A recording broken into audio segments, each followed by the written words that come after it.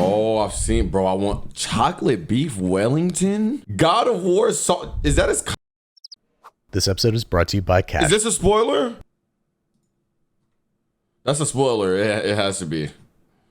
Oh my God. Wait, let me go to his channel. It's not? I mean, I don't want to see the like a sausage. The Thanksgiving balls. Most popular. Hold on. I've seen his channel before. I watched some of his videos. Oh, y'all about to start something that I'm not gonna be able to finish. Oh my God. Hold on. Wait. In full disguise and under cover of darkness, but to be completely honest, I like Chicago-style pizza. It's got a nice, deep, thick crust that ends up chewy and crunchy rather than bready and soft, and it has a notoriously large amount of cheese, sauce, and meats. What is not to like? I wouldn't do something so insane as to compare it to New York-style pizza, but as something all its own, I'm into it. So let's get started with the foundation of our pizza, the crust. We're starting with 8 1/4 ounces of room temperature water, to which we're going to add a Ninja Turtle.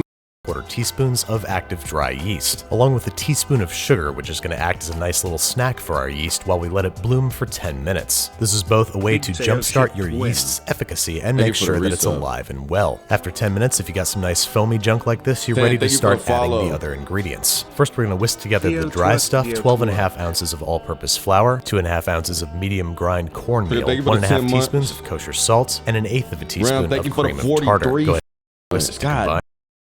All good homogeneous, and then it's time to get it wet, or rather add it to the wet ingredients. So into the bowl with the yeast and the water and sugar it goes, along with 1/3 of a cup plus 2 tablespoons of vegetable oil. I want to make? Affix dough hooks and get to stir. And we're just going to let this go on low speed for 1 or 2 minutes until the dough clears the side of the bowl, and then we're going to crank up the speed to medium and let it knead for 7 to 8 minutes. During this time, the dough may appear soft and sticky, but just let it go and it should become smooth and elastic and supple. But even if you measure everything exactly, it might end up a little bit too hydrated like mine is. Not to worry, because we're just going to turn it out onto a lightly... Put in OK question mark, literally ate air. Floured work surface and knead for an additional until a nice soft, tacky but not sticky is achieved. As you can see, after my noodle experience last week, I'm something of a kneading.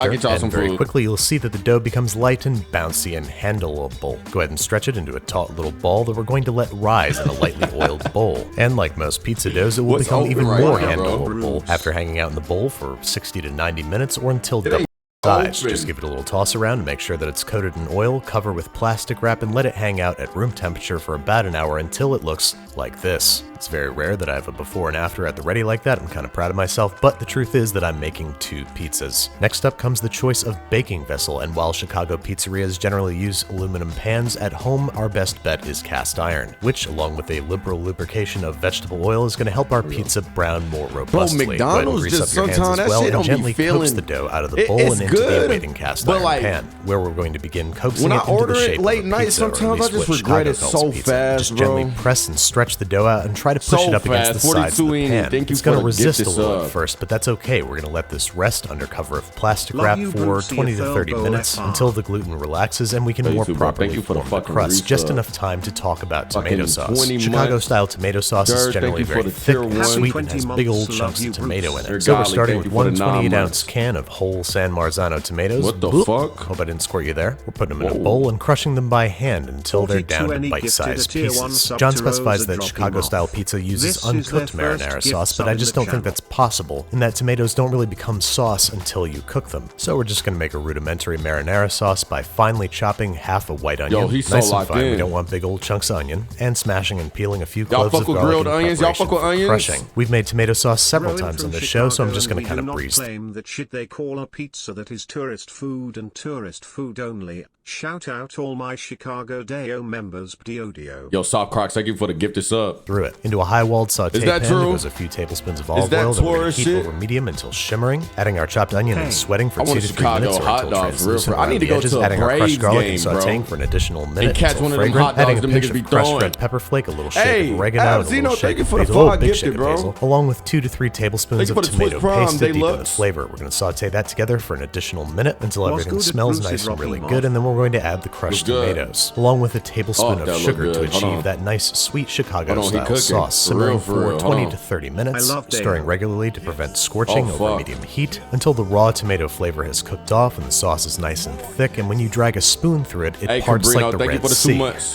You get it? I thought it was funny. And by this time, our dough should be nice and relaxed, and we should be able to press it up against the sides of the pan, and it should hold its shape with ease. Also, I forgot to mention, this is a recipe for a 12-inch cast iron skillet, or enough to feed roughly 30 to 35 people. Now, every Chicago pizza I've ever seen uses sliced deli-style cheese. So we're going to start with a thin layer of provolone, followed by a nice thick layer of sliced low-moisture mozzarella. I think they use the deli-style cheese because it inherently has less moisture, which you don't want in a pizza this thick and badass. And feel free to go a little bit overboard with the cheese, especially if you want an epic cheese stretch. And as John so devastatingly pointed out, the sauce goes confoundingly atop the cheese. So go ahead and generously smear it on top, and make sure you make a double batch of sauce if you're making 2 pizzas. Once the cheese is all hidden, we're going to hit the pizza with 2 finishing moves. First, a generous sprinkling of pre-grated Parmesan, and then a generous drizzling of olive oil, both on the sauce and around the edge of the crust. I hate niggas who eat cheese. It's not like we're trying to be healthy here. I mean, this pizza weighs like 5-6 pounds, and it's finally time for it to go into a preheated 425-degree Fahrenheit oven for 25 to 35 minutes, rotating once during baking until this happens. Run a thin spatula around the outside edge to make sure that there's no stickage, and then it's time for the heroic act of getting the pizza out the pan. You just have to trust the pizza's structural integrity, and out it will go. And then you want to wait at least 10 minutes before cutting in and serving. I did not wait 10 minutes. I was hungry, and I had hungry friends in the other room, and this is what happened. A really, really good looking cheese stretch with a thumbnail, and then kind of an over sloppy, under-sauced pizza flood. Not that you're going to hear me complaining, because despite the stringiness of this affair, it was completely delicious. The cheese, of course, was cheesy, the sauce, of course, was saucy, but the crust is what separates good Chicago style from bad Chicago style. Never too much. I'm just going to take a quick prophylactic measure here. But yeah, like I was saying, the crust is light and crunchy, and has a nice chew to it without being bready or stodgy. I know I didn't use butter in the crust, but it is somehow buttery and flaky, making it an obvious and immediate member of the Clean Plate Club at the expense of my mouth, which was severely burned. And once the pizza cools off, we can more closely examine its structure and composition. As you can see, the crust is thick without being too dense, the cheese and toppings are ubiquitous, and I would put it toe-to-toe with the restaurant pizza any day. It looks like they sauced a little bit more heavily than me, but everything else is pretty spot on. But this just wouldn't be stuffed pizza without some stuffing, so I have some mild Italian sausage here that I'm removing from its casings and patting into a patty. How y'all feel about sausage on pizza? I know some meat lovers in here though, but sausage for some reason when I get a meat lover, or if I had it,